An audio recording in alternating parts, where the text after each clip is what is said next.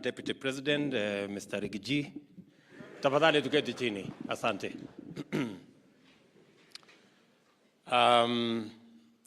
Mawaziri mulio hapa pamoja na uongozi wa Central Bank, Chairman, Governor, Deputy Governor, uongozi wa jeshi letu la polisi, Bwana IG and your deputies, Governor wetu wa Kajiado na viongozi wa Kajiado, na officers wote mliokuja hapa na wananchi, hamjambo. Kwanza mimi nataka nichukue nafasi hii niwapongeze jeshi la polisi na vile vile Central Bank of Kenya kwa sababu ya kolabo mumefanya, ndio hii facility imepatikana. Nasema pongezi sana.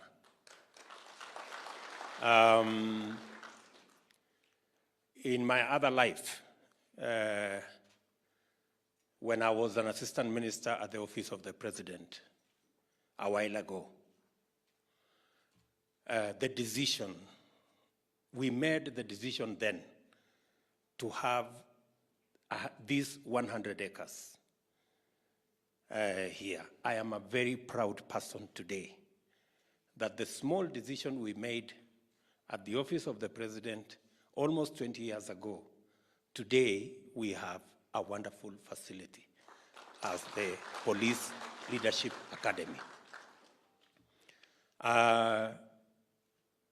When I was asked by the governor, I didn't know that this is the same 100 acres that we had recommended. That time, when we recommended 100 acres, it looked like it was unreasonable. But as things are now, already 18 acres has been taken up by this academy. And it looks like with the expansion of the police force, the whole 100 acres will be in use shortly. So let me commend the leadership of our police service and the leadership of Central Bank. Pongezi sana. This is the kind of relationship we want to build around government, that all institutions must be able to speak with one another, and we must be able to synergize so that we avoid the silo mentality in government. When governor spoke, he said, this is very unlikely. But now we want this not to be the exception, we want this to be the norm. That government institutions can leverage on the resources that we have. So that, as is the case in this particular case, the central bank has used land for the police in industrial area to build housing for officers serving in central bank, and in return they have come to build this leadership facility for the police.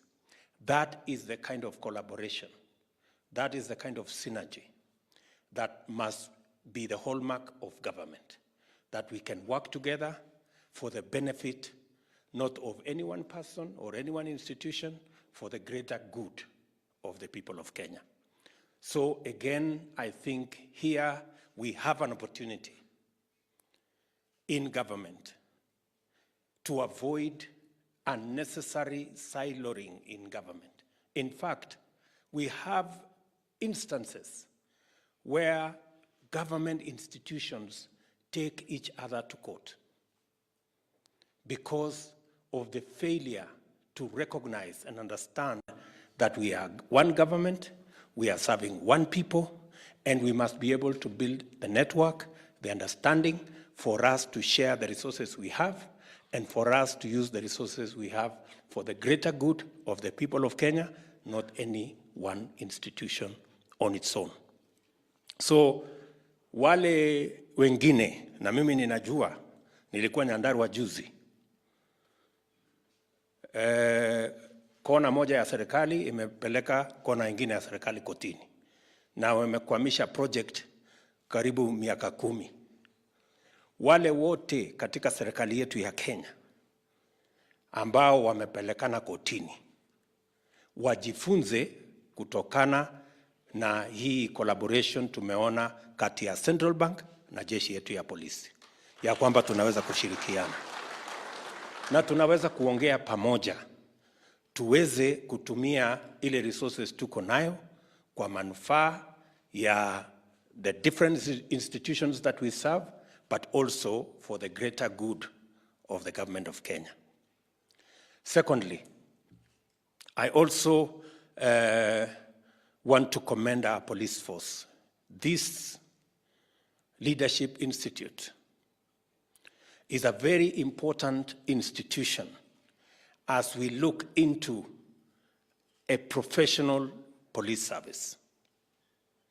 It is our intention, and the administration that runs the government of Kenya today, it is our intention to professionalize our security sector, more specifically, our police and our prison officers. It is our intention. And we are going to work with you to make sure that men and women who serve in our police service are proud of being the men and women who look after our children, who look after our property, and who provide that service that secures our country. And for that to be the case, we must deploy sufficient resources, we must train our men and women properly, the recruitment, the training, the promotion, and the entire terms of service must reflect the critical service that our policemen and women provide for our country.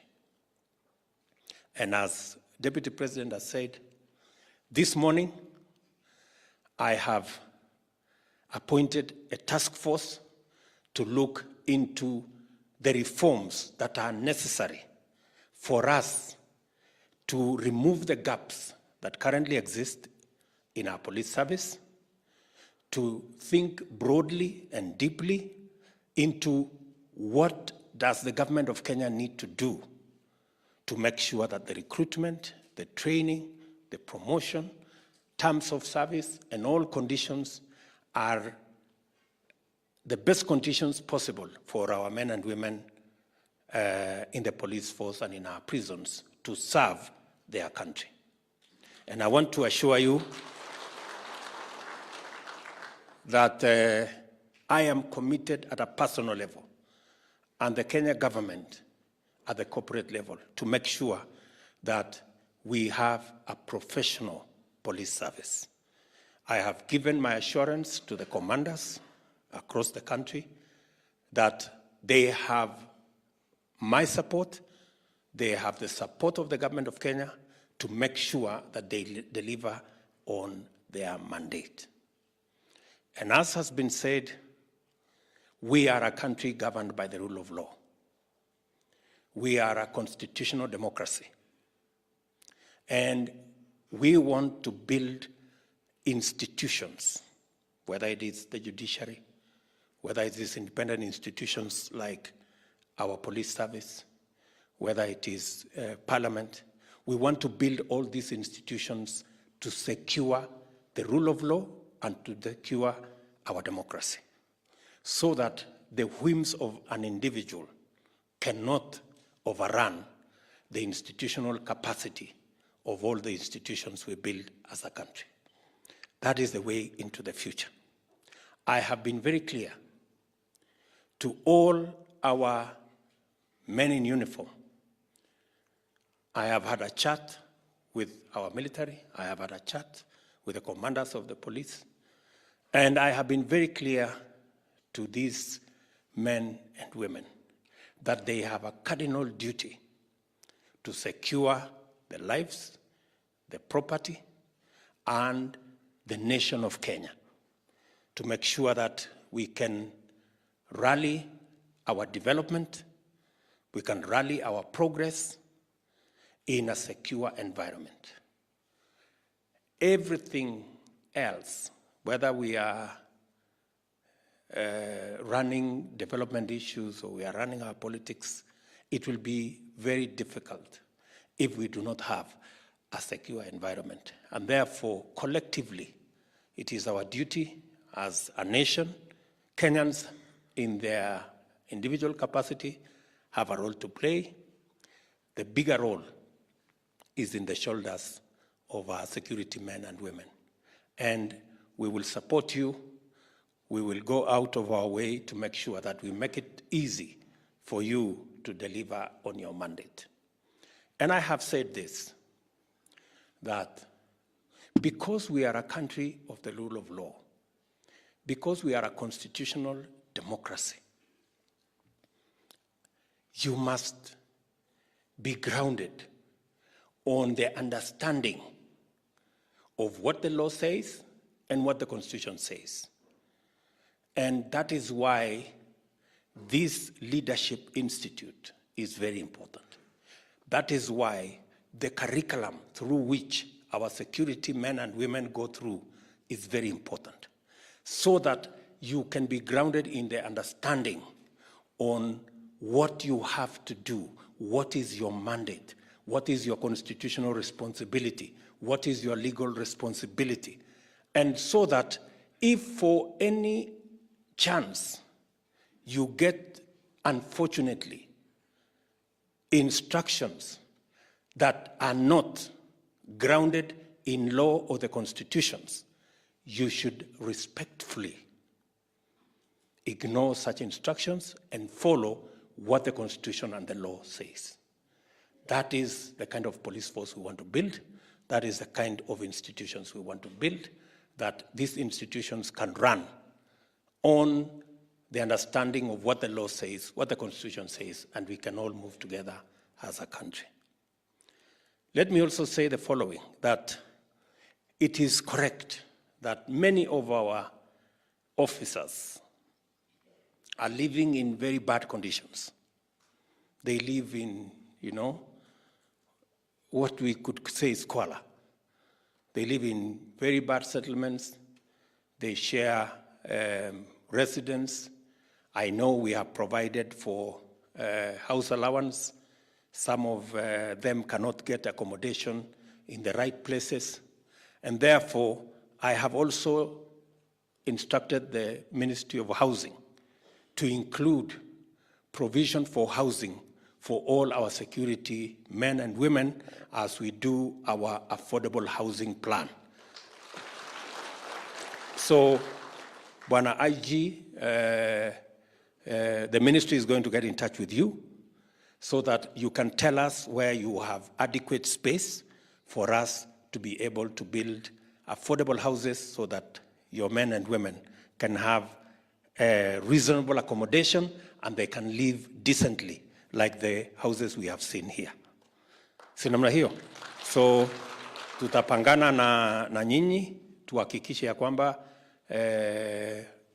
officers wetu wa polisi, wa prisons, wa jeshi wote tumewaunganisha katika mpango wetu wa kuwapangia mahali pazuri pa kuishi, na tunajua ile pesa mnapatiwa ya house allowance saa zingine haiwezi kukodesha nyumba mahali ambapo inatoshana na officers wetu. Wanaishi mahali si pazuri, wanahatarisha maisha yao, wanahatarisha mambo ya arms ambazo tuko nazo. So we will work together in that manner. And let me also say as we go into the future that we also need to depoliticize. And we've said this with my deputy, we don't need the assistance of the police in managing our politics. Siasa sisi tuko na watu wengi wa kutusaidia na siasa. Tuko na activists wengi, tuko na lobby groups mingi, tuko na pressure group mingi, na watu wengi wa kupiga makelele. Tunataka polisi washughulike na mambo ya usalama ya Wakenya wote bila kujali ni wa mrengo gani wa kisiasa.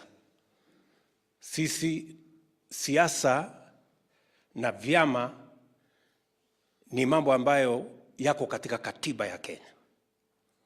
So all our policemen and women provide security across Kenya for all citizens of our republic, bila ya kujali ni wa chama hii, dini ile, kabila hiyo, ama misingi ingine yoyote.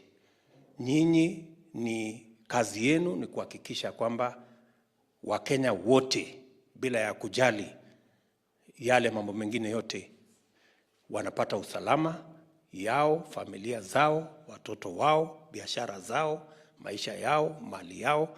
Every Kenyan must be secured. Mambo hii ya siasa tutangangana na wale tuko nao kwa siasa. Hiyo sisi ndio mafundi wa huko. Tutajua ya vile ya kunyoroshana na wao huko. Nyinyi ufundi yenu ni ya usalama.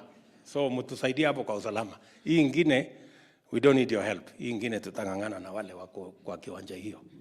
So nataka tena niseme pongezi kwenu watu wa Central Bank na vile vile kwa jeshi la polisi kwa kuunganisha mawazo yenu na kusababisha academy hii ya uongozi wa polisi ijengwe. Tunatarajia ya kwamba katika ile task force ambayo nimeweka this morning, all the ideas will come through and we can be able to end up with a product that is going to assist our men in uniform, the police men and women of Kenya, to get the necessary attention that they need so that they can provide the constitutional mandate that is assigned to them in a professional and in the best manner that they can. So sitaki kusema kuzidi hapo kwa sababu bado tuko na shughuli ingine huko Ngong ya kupanda miti. Bwana IG, nataka ni kuombe kwa heshima kubwa hawa officers wako waongee na hao vizuri, wanisaidie katika mpango ya kupanda miti. Tafadhali. Kila officer akijipanga hapo atusaidie kupanda miti, itakuwa mzuri. Kwa sababu hii climate change inatusumbua. Na tusipofanya kitu, hii dunia itazidi na kuharibika. So we have to come together and see what we can do as a nation. So asanteni sana na washukuru sana kwa kunisikiza, na I wish each and every one of you the very best. Merry Christmas, Happy New Year. Tutakutana pale mbele tukishughulika na ujenzi wa taifa. Asanteni sana. God bless you.